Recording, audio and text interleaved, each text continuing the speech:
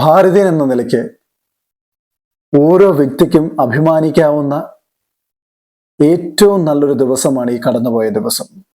ഒരു കാലത്ത് ഇന്ത്യ ശാസ്ത്ര സാങ്കേതിക വിദ്യകളിൽ ഒരുപാട് പിൻപിൽ നിന്ന രാജ്യമാണ്.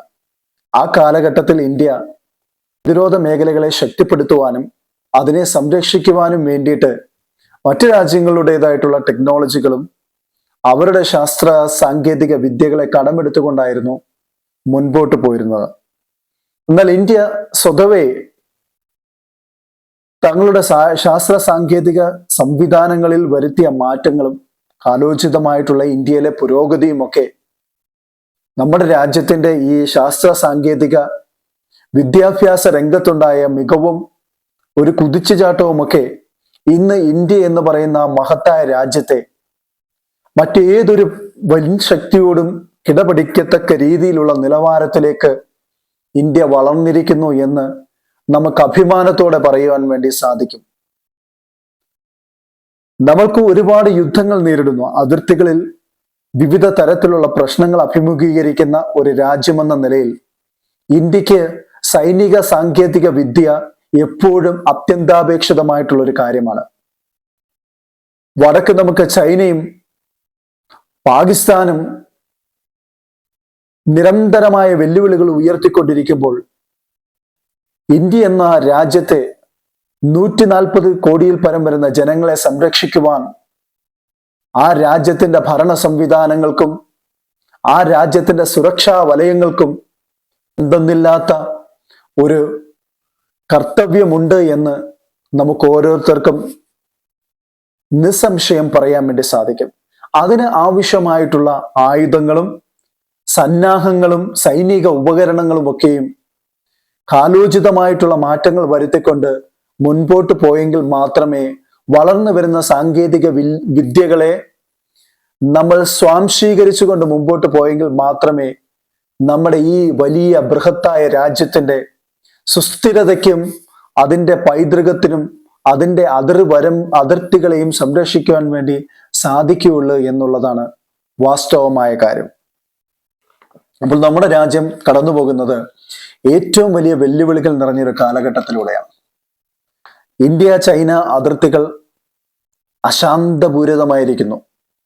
പാകിസ്ഥാന്റെ മണ്ണിൽ നിന്നും നിരന്തരമായ തീവ്രവാദത്തിന്റെ കയറ്റുമതി ഇന്ത്യൻ മണ്ണിലേക്ക് അനുദിനം വർദ്ധിച്ചുകൊണ്ടിരിക്കുമ്പോൾ അപ്പോൾ നിരന്തരമായി വരുന്ന ഇത്തരം വെല്ലുവിളികളെ ഇന്ത്യക്ക് പ്രതിരോധിക്കേണ്ടതായിട്ടുണ്ട്. പ്രതിരോധിക്കണമെങ്കിൽ പഴയ ടെക്നോളജി ഉപയോഗിച്ചുകൊണ്ടോ ആ ടെക്നോളജിയുടെ പിൻബലം കൊണ്ടോ ഇന്ത്യക്ക് ഒരുപക്ഷെ സാധിച്ചെന്ന് വരികയില്ല. അവിടെയാണ് ഇന്ത്യക്ക് കാലോചിതമായിട്ടുള്ള മാറ്റങ്ങൾ തങ്ങളുടെ സൈനിക ശക്തിയിലും അതിൻ്റെതായിട്ടുള്ള ആയുധ സംവിധാനങ്ങളിലും നവീകരണം വരുത്തേണ്ടതായിട്ടുണ്ട് എന്നുള്ള ഉത്തമ ബോധ്യം സൈനിക മേധാവികൾക്കും അതേപോലെ തന്നെ പ്രതിരോധ വകുപ്പിനും ഉണ്ടായിട്ടുണ്ട് എന്നുള്ളത്, അല്ലെങ്കിൽ അത് അവരുടെ ചിന്തയെ വല്ലാതെ അലട്ടിക്കൊണ്ടിരുന്നു എന്നുള്ളതും നമുക്ക് മനസ്സിലാക്കാൻ സാധിക്കുന്നതാണ്. ഇത്തരം ചിന്തകളുടെയും ഇത്തരം പഠനങ്ങളുടെയും ഒക്കെ ആകെത്തുകയാണ് ഇപ്പോൾ ഇന്ത്യ ഈ പറയുന്ന വലിയൊരു നേട്ടം കൈവരിക്കുവാൻ ഇടയായി തീർന്നത് എന്ന് നമുക്ക് നിസ്സംശയം പറയാൻ വേണ്ടി സാധിക്കും. ഓരോ ഭാരതീയനും ഇന്നത്തെ ദിവസം അഭിമാനിക്കാവുന്ന ഒരു ദിവസമാണ്. ഏതൊരു പാശ്ചാത്യ ശക്തിയോട് ഒപ്പം കിടപിടിക്കുന്ന രീതിയിലുള്ള ഒരു വലിയ കണ്ടെത്തലാണ് ഇന്ത്യ ഇപ്പോൾ നടത്തിയിരിക്കുന്നത്. ഞാൻ നേരത്തെ സൂചിപ്പിച്ചതുപോലെ പതിറ്റാണ്ടുകൾക്ക് മുമ്പ് ഇന്ത്യ എന്ന് പറയുന്ന ആ രാജ്യം മറ്റ് രാജ്യം എന്ന് പറയുമ്പോൾ എസ്പെഷ്യലി നമ്മൾ ഏറ്റവും കൂടുതൽ സൈനിക ആവശ്യങ്ങൾക്ക് വേണ്ടി സമീപിച്ചിട്ടുള്ള ഒരു രാജ്യമാണ് റഷ്യ എന്ന് പറയുന്ന രാജ്യം, അല്ലെങ്കിൽ പണ്ടത്തെ USSR. നമ്മൾ കോടിക്കണക്കിന് രൂപയാണ് സൈനിക ആവശ്യങ്ങൾക്ക് വേണ്ടി ഇത്തരം രാജ്യങ്ങൾക്ക് നമ്മൾ കൊടുത്തിട്ടുള്ളത്. അവരുടെ റഡാർ സംവിധാനവും അവരുടെ യുദ്ധവിമാനങ്ങളും മോർട്ടാർ ഷെല്ലുകളും എന്ന് വേണ്ട പീരങ്കികളും എല്ലാം നമ്മൾ ഈ രാജ്യങ്ങളിൽ നിന്നാണ് കടമെടുത്തത്, അല്ലെങ്കിൽ ഈ രാജ്യങ്ങളിൽ നിന്നാണ് നമ്മൾ വാങ്ങിച്ചത്. ഫ്രാൻസിനെയും ഇസ്രായേലിനെയും ഒക്കെ ആശ്രയിച്ചിരുന്ന ഇന്ത്യക്ക് ഇപ്പോൾ അഭിമാനത്തോടെ ചങ്കും വിരിച്ചു നിന്ന് പറയാൻ വേണ്ടി സാധിക്കും, ഇത്തരം രാജ്യങ്ങളുടെ ടെക്നോളജിയെ പോലും വെല്ലുന്ന രീതിയിലുള്ള മികവുറ്റ കണ്ടെത്തലുകൾ അല്ലെങ്കിൽ കണ്ടുപിടുത്തങ്ങൾ നമ്മുടെ രാജ്യത്ത് ഇന്ന് നമ്മുടെ യുവ തലമുറയിൽപ്പെട്ട സയന്റിസ്റ്റുകളും പ്രതിരോധ മേഖലയിൽ പ്രവർത്തിക്കുന്ന ശാസ്ത്രജ്ഞന്മാരും ഒക്കെയും നേടിയെടുത്തുകൊണ്ടിരിക്കുന്നത് എന്നുള്ളത്. അത്തരത്തിലുള്ള ഏറ്റവും പുതിയ ഒരു വാർത്തയാണ് ഞാൻ നിങ്ങളിലേക്ക് എത്തിക്കുന്നത്. DRDOയുടെ കീഴിലുള്ള ഇലക്ട്രോണിക്സ് ആൻഡ് റഡാർ ഡെവലപ്മെന്റ് എസ്റ്റാബ്ലിഷ്മെന്റും ഭാരത് ഇലക്ട്രോണിക്സ് ലിമിറ്റഡും ബെൽ സംയുക്തമായിട്ട് ഇപ്പോൾ ഒരു റഡാർ വികസിപ്പിച്ചെടുത്തിരിക്കുകയാണ്. ഒരു 5ാം തലമുറയിൽപ്പെട്ട സ്റ്റെൽത്ത് വിമാനങ്ങളെ പോലും അതിനെ കൃത്യമായിട്ട് ടാർഗറ്റ് ചെയ്യാൻ കഴിയുന്ന, അല്ലെങ്കിൽ തങ്ങളുടെ റഡാറിൽ അതിനെ കണ്ടെത്താൻ കഴിയുന്ന തരത്തിലുള്ള ഒരു അത്യാധുനിക കണ്ടെത്തലാണ് ഇന്ത്യ ഇപ്പോൾ നടത്തിയിരിക്കുന്നത്. വളരെ ചുരുങ്ങിയ രാജ്യങ്ങൾക്ക് മാത്രമേ ഉള്ളൂ ഇത്തരം റഡാർ സംവിധാനം എന്നുള്ളതാണ് നമ്മുടെ രാജ്യത്തിന്റെ ഈ കണ്ടെത്തലിനെ ഏറ്റവും വലിയൊരു കണ്ടെത്തലായിട്ട് വിലയിരുത്താൻ വേണ്ടി സാധിക്കുന്നത്. സ്റ്റെൽത്ത് വിമാനങ്ങളെ പറ്റി നമുക്കറിയാം. ഈ വിമാനങ്ങൾ ഒരിക്കലും ഒരു രാജ്യത്തിന്റെ റഡാറിൽ പെടുക എന്ന് പറയുന്നത് വളരെ റെയർ കേസാണ്. അതാണ് ഞാൻ പറയുന്നത്, 4-5 രാജ്യങ്ങൾക്ക് മാത്രമേ ഉള്ളൂ ഈ സ്റ്റെൽത്ത് വിമാനങ്ങളെ കണ്ടെത്താൻ വേണ്ടി സാധിക്കുന്നത്. ഇനി അഥവാ കണ്ടെത്തിയാൽ പോലും അവരെ ആന്റി എയർക്രാഫ്റ്റ് മിസൈൽ ഉപയോഗിച്ചുകൊണ്ട് അവരെ ലോക്ക് ചെയ്യാനുള്ള സംവിധാനങ്ങൾ ഇന്ന് ഈ പറഞ്ഞ രാജ്യങ്ങളിൽ ചുരുങ്ങിയ രാജ്യങ്ങൾക്ക് മാത്രമേ ഉള്ളൂ. അവിടെയാണ് ഇന്ത്യയുടെ ഈ കണ്ടെത്തല് ഏറ്റവും പ്രായോഗികവും ഏറ്റവും അത്യാധുനികവുമാണെന്ന് നമുക്ക് നിസ്സംശയം പറയാൻ സാധിക്കുന്നത്. അപ്പോൾ ഇത്തരത്തിലെ മികച്ച ഈ ഒരു കണ്ടെത്തൽ നടത്തിയിരിക്കുന്നത് ബെല്ലിന്റെ ഗാസിയാബാദിലെ കേന്ദ്രത്തിലാണ്. ഇത്തരം ആയുധങ്ങളും ഇത്തരം റഡാർ സംവിധാനങ്ങളും സാങ്കേതിക വിദ്യയുടെ പിൻബലത്തോടു കൂടി വികസിപ്പിക്കുന്ന ഒരു കേന്ദ്രമാണ് ഈ ഗാസിയാബാദിലെ ബെല്ലിന്റെ ഈ ഒരു പ്രത്യേക കേന്ദ്രം. ഇവിടെ വെച്ചിട്ടാണ് ഈ ഒരു റഡാറിന്റെ ഡെവലപ്മെന്റ് നടന്നിട്ടുള്ളത്. ബാംഗ്ലൂരിലെ എയ്റോ ഇന്ത്യൻ പ്രതിരോധ എക്സിബിഷനിൽ ഇന്ത്യയുടെ ഈ ഒരു റഡാർ സംവിധാനത്തെ നമ്മൾ പരിചയപ്പെടുത്തുകയുണ്ടായി. ഈ പരിചയപ്പെടുത്തലിന്റെ കൂടെ ഇതിന്റെ പ്രവർത്തനങ്ങളെ പറ്റിയുള്ള ഒരു ബ്രീഫിംഗും കൂടി അവിടെ കൊടുക്കുകയുണ്ടായി. അപ്പോൾ നമുക്ക് ഇതിൽ നിന്ന് മനസ്സിലാക്കാൻ വേണ്ടി സാധിക്കുന്നത് നമ്മളുടെ കണ്ടുപിടുത്തത്തിൽ നമ്മൾ എത്ര കണിശതയുള്ളവരാണെന്നും അതിന്റെ കൃത്യനിർവഹണത്തിൽ അത് എത്രത്തോളം ആക്യുറേറ്റ് ആയിരിക്കും എന്നുള്ളതിനെ പറ്റിയൊക്കെ ഉള്ള ഒരു ക്ലിയർ കട്ട് എക്സ്പ്ലനേഷൻ ആണ് ഇപ്പോൾ നമ്മുടെ സയന്റിസ്റ്റുകൾ കൊടുത്തിട്ടുള്ളത്. അപ്പോൾ സാധാരണ റഡാറുകളെ അപേക്ഷിച്ച് നോക്കുമ്പോൾ ഈ റഡാറിന്റെ ഒരു പ്രത്യേകത എന്ന് പറഞ്ഞാൽ ഇത് വെരി ഹൈ ഫ്രീക്വൻസി ഉപയോഗിച്ചുകൊണ്ടാണ് പ്രവർത്തിക്കുന്നത്. അതുകൊണ്ട് തന്നെ ഈ റഡാറിന്റെ പേര് എന്ന് പറഞ്ഞാൽ VHF എന്നുള്ളതാണ് ഈ റഡാറിന്റെ പേര്. അപ്പോൾ വലിയ രീതിയിലുള്ള തരംഗങ്ങളെ പുറപ്പെടുവിച്ചുകൊണ്ട് സ്റ്റെൽത്ത് വിമാനങ്ങളെ കണ്ടെത്തുകയും ആ കണ്ടെത്തിയ വിമാനങ്ങളെ ആന്റി എയർക്രാഫ്റ്റ് മിസൈൽ ഉപയോഗിച്ചുകൊണ്ട് ലോക്ക് ചെയ്യാനുള്ള സംവിധാനങ്ങൾ, അങ്ങനെ ഒരു ഡുവൽ സിസ്റ്റം കൃത്യമായി പ്രവർത്തിക്കുന്ന ഒരു റഡാറാണ് ഈ VHF എന്ന് പറയുന്ന ഇന്ത്യൻ നിർമ്മിതമായിട്ടുള്ള ഏറ്റവും പുതിയ 5ാം തലമുറ റഡാർ സംവിധാനം എന്നുള്ളത്.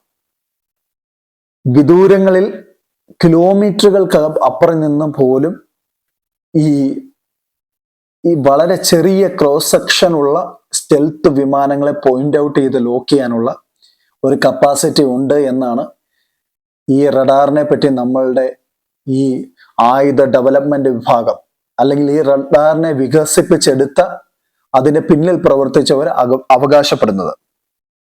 അപ്പോൾ ഞാൻ പറഞ്ഞു വന്നത് ഇതാണ്, ഈ സ്റ്റെൽത്ത് വിമാനങ്ങളെ കണ്ടെത്തിയത് കൊണ്ട് മാത്രം കാര്യമില്ല, പക്ഷെ അതിനെ ലോക്ക് ചെയ്ത് നിർത്താം. നമ്മുടെ രാജ്യത്തിനുള്ളിൽ അത് നാശം വിതയ്ക്കാത്ത രീതിയിൽ അതിൻ്റെതായിട്ടുള്ള ആക്രമണങ്ങളെ നമുക്ക് ശക്തമായി തടയാൻ വേണ്ടി സാധിക്കണം. അങ്ങനെ സാധിച്ചെങ്കിൽ മാത്രമേ ആ റഡാറിൻ്റെതായിട്ടുള്ള ആ ഒരു കണ്ടെത്തൽ നമുക്ക് ഉപയോഗപ്പെടുത്താൻ വേണ്ടിയിട്ട്, അല്ലെങ്കിൽ ഉപയോഗപ്രദമായി എന്ന് പറയാൻ വേണ്ടി സാധിക്കുള്ളൂ. അപ്പൊ ഞാൻ പറഞ്ഞ ഈ 3-4 രാജ്യങ്ങൾക്ക്, 3-4 രാജ്യം എന്ന് പറയുമ്പോൾ നമുക്ക് ഊഹിക്കാവുന്നേ ഉള്ളൂ. 1 അമേരിക്ക ആയിരിക്കും, 2 റഷ്യ, 3 ഫ്രാൻസ്, 4 ചൈന.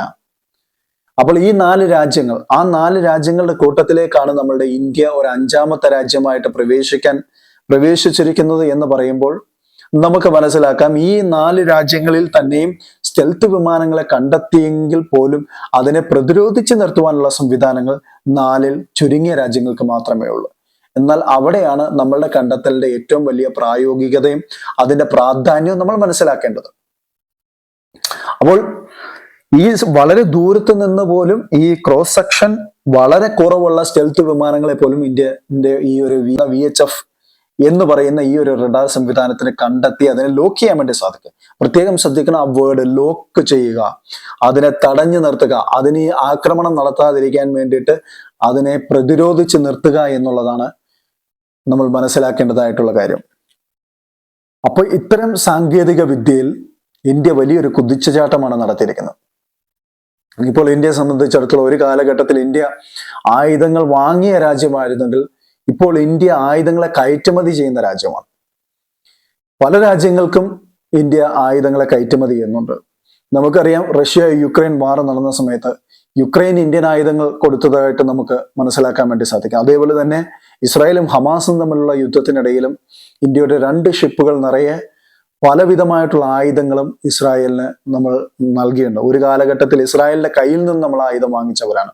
ഇപ്പോൾ നമ്മൾ ആയുധം ഇസ്രായേലിന് കൊടുക്കാൻ തക്ക രീതിയിലേക്ക് ഇന്ത്യയുടെ സാങ്കേതിക വിദ്യ വളർന്നു എന്ന് പറയുമ്പോൾ നമ്മുടെ ശാസ്ത്ര സാങ്കേതിക മേഖലകളിൽ ഇന്ത്യ എത്ര വലിയ കുതിച്ചുചാട്ടമാണ് നടത്തിയിരിക്കുന്നത്.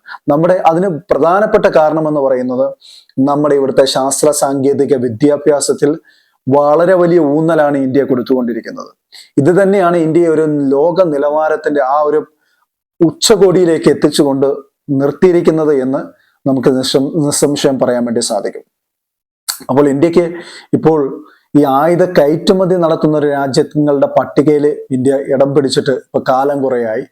അതിന്റെ ഒരു ഗ്രാഫ് എന്ന് പറയുന്നത് ഒരിക്കലും താഴോട്ടല്ല പോകുന്നത്, അത് വളർന്ന് മുകളിലോട്ടാണ് ഇന്ത്യ അതിനെ കൊണ്ടെത്തിച്ചിരിക്കുന്നത് എന്ന് നമുക്ക് അഭിമാനത്തോടെ പറയാൻ വേണ്ടി സാധിക്കും. ഇന്ത്യയും റഷ്യയും തമ്മിലുള്ള ബ്രഹ്മോസ് എന്ന് പറയുന്ന മിസൈലാണ് ഇന്ന് ലോകത്തിലെ ഏറ്റവും വേഗതയിൽ ഏറ്റവും കൃത്യതയോടുകൂടി പ്രഹരിക്കുവാൻ കഴിയുന്ന ഒരു മിസൈൽ എന്ന് പറയുന്നത്. അപ്പോൾ നമ്മളൊന്ന് ആലോചിച്ച് നോക്കിക്കേ, ഇന്ത്യക്ക് എത്രത്തോളം അതിനകത്ത് ഇന്ത്യ എന്ന് പറയുന്ന ഒരു രാജ്യത്തെ ആശ്രയിക്കാൻ, റഷ്യ എന്ന് പറയുന്ന പരമ്പരാഗതമായിട്ട് ആയുധ നിർമ്മാണത്തിൽ മികവ് കാട്ടിയിട്ടുള്ള ലോകത്തിലെ 2ാമത്തെ ഏറ്റവും വലിയ കരുത്തുറ്റ ശക്തിയായ ഇന്ത്യ എന്ന് പറയുന്ന രാജ്യത്തോട് സംയുക്തമായി ചേർന്നുകൊണ്ട് ഈ ഒരു മിസൈലിന്റെ വികസനം നടത്തണമെങ്കിൽ ഇന്ത്യക്ക് എത്രത്തോളം ഇതിൽ പ്രാവീണ്യവും കഴിവും ഇന്ത്യ തെളിയിച്ചിട്ടുണ്ട് എന്നുള്ളതാണ് നമുക്ക് മനസ്സിലാക്കേണ്ടതായിട്ടുള്ള കാര്യം. അതേപോലെ തന്നെ ഇസ്രായേലും ഇന്ത്യയും തമ്മിൽ സംയുക്തമായിട്ട് അവർ ബറാക്ക് എന്ന് പറയുന്ന മിസൈലും ഒക്കെ സംയുക്തമായിട്ട് അവർ വികസിപ്പിക്കുകയുണ്ടായി. അങ്ങനെ പല രാജ്യങ്ങളുമായിട്ട് ഇന്ത്യ, ബ്രിട്ടനുമായിട്ടും അതേപോലെ ഫ്രാൻസുമായിട്ടും ഒക്കെ ഇന്ത്യ ടൈപ്പ് നടത്തിക്കൊണ്ട് ആയുധങ്ങളുടെ വികസനവും അതിന്റെ നവീകരണവും ഒക്കെ നടത്തുന്നുണ്ട്. ഇങ്ങനെയൊക്കെ നമ്മുടെ രാജ്യം വളരെ മികച്ചൊരു നിലവാരത്തിലേക്ക് മുമ്പോട്ട് പൊയ്ക്കൊണ്ടിരിക്കുകയാണ്. ഇങ്ങനെ നമ്മൾ ഈ മികവുറ്റ ഒരു ശാസ്ത്ര സാങ്കേതിക കുതിച്ചുചാട്ടം അല്ലെങ്കിൽ അതിനകത്ത് വലിയൊരു കാൽവെപ്പ് നടത്തുമ്പോൾ ഇന്ത്യ എന്ന് പറയുന്ന രാജ്യത്തിന്റെ പിന്നിൽ പലപ്പോഴും പല രാജ്യങ്ങളും ഇപ്പൊ ഇന്ത്യൻ ആയുധങ്ങൾക്ക് വേണ്ടിയിട്ട് ആവശ്യപ്പെട്ടുകൊണ്ടിരിക്കുകയാണ്. അത്തരം ഒരു സാഹചര്യത്തിൽ നമ്മുടെ VHF എന്ന് പറയുന്ന ഈ ഒരു നവീനമായിട്ടുള്ള ഈ ഒരു റഡാർ സംവിധാനത്തിന് വേണ്ടിയും രാജ്യങ്ങൾ ക്യൂ നിൽക്കും എന്നുള്ളത് നമുക്ക് നിസ്സംശയം പറയാൻ വേണ്ടി സാധിക്കും.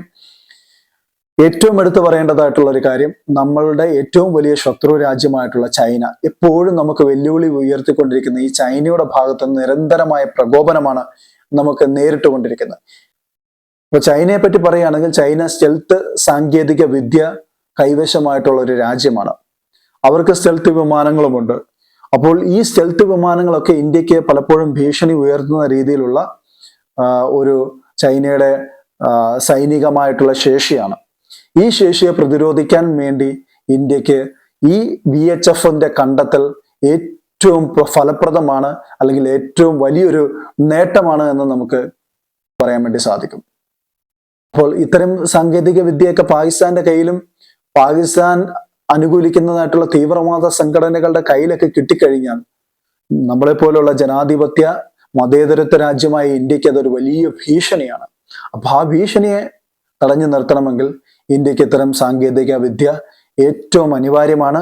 അത് ഏറ്റവും കൃത്യമായ സമയത്ത് തന്നെ ഇന്ത്യ അതിനെ സാംശീകരിച്ചിരിക്കുന്നു, അതിനെ ഇന്ത്യ നേടിയിരിക്കുന്നു എന്ന് പറയുമ്പോൾ നമ്മൾക്ക് കുറച്ചും കൂടി നമ്മളുടെ ഒരു സൈനിക പ്രതിരോധ മേഖല പവർഫുൾ ആയി എന്ന് നമുക്ക് പറയാൻ വേണ്ടി സാധിക്കും. ഇന്ത്യ എന്ന് പറയുന്നത് നമുക്കറിയാം ലോകത്തിലെ ഏറ്റവും വലിയ സൈനിക ശക്തിയിൽ 4ാം സ്ഥാനത്ത് നിൽക്കുന്ന ഒരു രാജ്യമാണ്. അതേപോലെ തന്നെ സാമ്പത്തിക ശക്തിയിലും ഇന്ത്യ 4ാം സ്ഥാനത്ത് വന്നു നിൽക്കുന്ന ഒരു രാജ്യമാണ്. ലോകത്തിലെ ഏറ്റവും കൂടുതൽ പോപ്പുലേറ്റഡ് ആയിട്ടുള്ള ഒരു കൺട്രിയും കൂടിയാണ്. ഇത്രയും ജനങ്ങൾ അധിവസിക്കുന്ന ഈ ഒരു രാജ്യം ഇത്ര വലിയൊരു പൊസിഷനിൽ വന്ന് നിൽക്കണമെങ്കിൽ അതിന്റെ പിന്നിലുള്ള കരുത്തും അതിന്റെ ആ ഒരു യൂണിറ്റിയും എത്രത്തോളം വലുതാണെന്നുള്ളത് നമ്മളൊന്ന് ചിന്തിച്ചാൽ മനസ്സിലാക്കാൻ വേണ്ടി സാധിക്കും. ഇതുകൊണ്ടൊക്കെ തന്നെയാണ് പറയുന്നത് ഇന്ത്യ ഒരു പവർഫുൾ രാജ്യമാണ്. ഇന്ത്യ പലപ്പോഴും പല രാജ്യങ്ങളും പേടിക്കാൻ, ഈവൻ അമേരിക്ക അടക്കമുള്ള രാജ്യങ്ങൾ ഇന്ത്യയോട് ഒരു തരത്തിലും ഇന്ത്യയെ പിണക്കാതിരിക്കുന്നതിന്റെ വലിയൊരു രഹസ്യം ഇതൊക്കെ തന്നെയാണ്. അപ്പോൾ ഇന്ത്യ അതിന്റെ കുതിപ്പ് തുടർന്നുകൊണ്ടേയിരിക്കുകയാണ്. ഇനിയും വലിയ വലിയ കണ്ടെത്തലുകളും വലിയ വലിയ നേട്ടങ്ങളും ഇന്ത്യ കൈവരിക്കുമെന്നുള്ള കാര്യത്തിൽ നമുക്കൊരു സംശയവുമില്ല. അത്തരം വലിയൊരു കാൽവെപ്പിലേക്ക് ഇന്ത്യ മുന്നേറട്ടെ എന്ന് ആശംസിച്ചുകൊണ്ട് ഞാൻ എൻ്റെ ഈ ചെറിയ വീഡിയോ നിർത്തുന്നു. നിങ്ങൾക്ക് ഈ വീഡിയോ ഇഷ്ടപ്പെട്ടുവെങ്കിൽ ലൈക്ക് ചെയ്യുക. അതുപോലെ തന്നെ ഇന്ത്യയുടെ ഈ കണ്ടെത്തലിനെ പറ്റിയുള്ള നിങ്ങളുടെ അഭിപ്രായങ്ങളും വിലയിരുത്തലുകളും കമന്റ് ബോക്സിൽ നിങ്ങൾ പ്രത്യേകം രേഖപ്പെടുത്തണം. അപ്പോൾ മറ്റൊരു വീഡിയോയുമായി നമ്മൾ കാണും. അതുവരെ ബൈ.